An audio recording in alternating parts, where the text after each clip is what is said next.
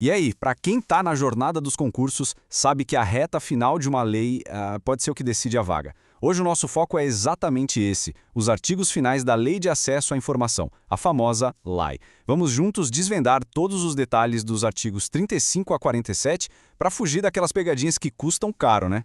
Bom, nosso roteiro de hoje está dividido em 4 partes, bem direto ao ponto. Primeiro, a gente vai entender a estrutura de governança, ou seja, quem manda e quem fiscaliza.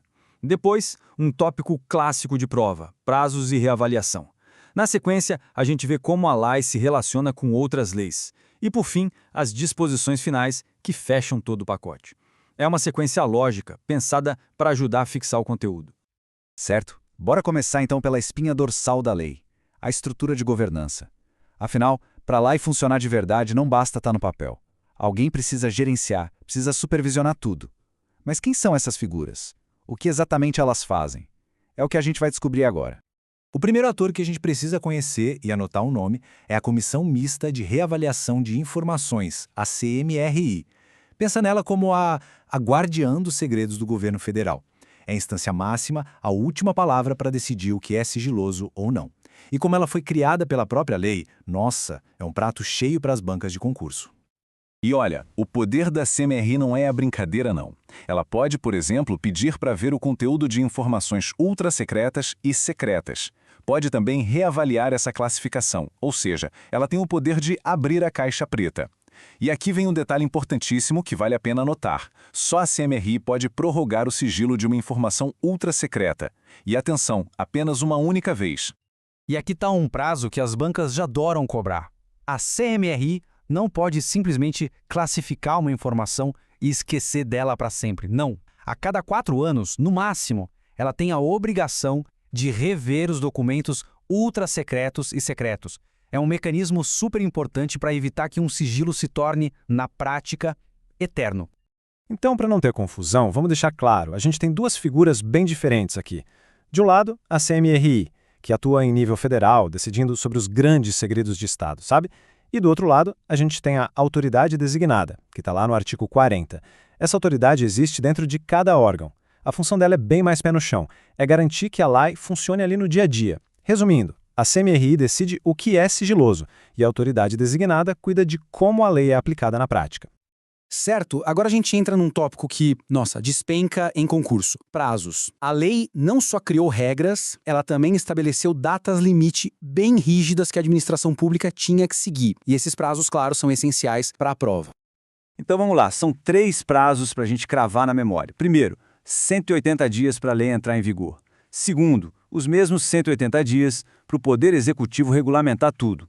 Mas o prazo de maior impacto, sem dúvida, foi o de 2 anos. Esse foi o tempo que todos os órgãos tiveram para reavaliar todos os sigilos que já existiam antes da LAI. E qual era a consequência se esse prazo de 2 anos estourasse? Aí a lei foi implacável. O sigilo caía automaticamente. É isso mesmo. Se o órgão não agisse para justificar a manutenção daquele segredo, a informação se tornava pública. É uma regra bem forte que joga totalmente a favor da transparência. A lei, gente, não é uma ilha. Ela conversa com outras leis, impacta diretamente outras áreas. E talvez a mudança mais significativa tenha sido na proteção dos servidores públicos. A lei, na prática, criou um escudo para quem decide denunciar alguma irregularidade. A grande virada de chave está aqui, nesse texto. A LAI foi lá e inseriu o artigo 126A dentro do Estatuto dos Servidores Federais, a Lei 8.112. Essa é a famosa proteção ao whistleblower, o denunciante.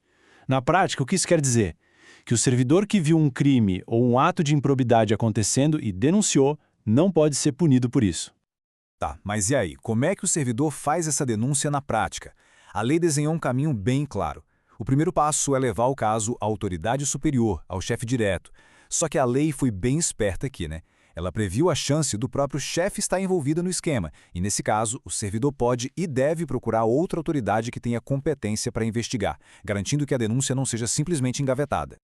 E pronto, chegamos na reta final da lei. Naquelas disposições que vêm para amarrar todas as pontas. São os últimos artigos que basicamente garantem que a LAI se encaixe direitinho no resto do sistema jurídico e funcione de forma coordenada no Brasil inteiro. Para fechar, são 3 pontos essenciais aqui. O artigo 45 diz que estados e municípios precisam criar suas próprias leis, mas seguindo as regras gerais da lei. O artigo 46 faz uma espécie de faxina na legislação, revogando leis mais antigas que batiam de frente com a nova regra. E, por fim, o artigo 41 deixa um belo dever de casa para o Executivo Federal, a missão de transformar a transparência em uma cultura permanente dentro da administração pública. E para a gente terminar, fica essa reflexão. A lei não é só sobre órgãos, comissões e instituições. Ela muda a responsabilidade de cada agente público. Como é que essas regras todas sobre denúncia, sigilo e prazos transformam o dia a dia de quem está no serviço público? É uma pergunta importante não só para passar na prova, mas para se pensar sobre o tipo de profissional que se quer ser lá na frente.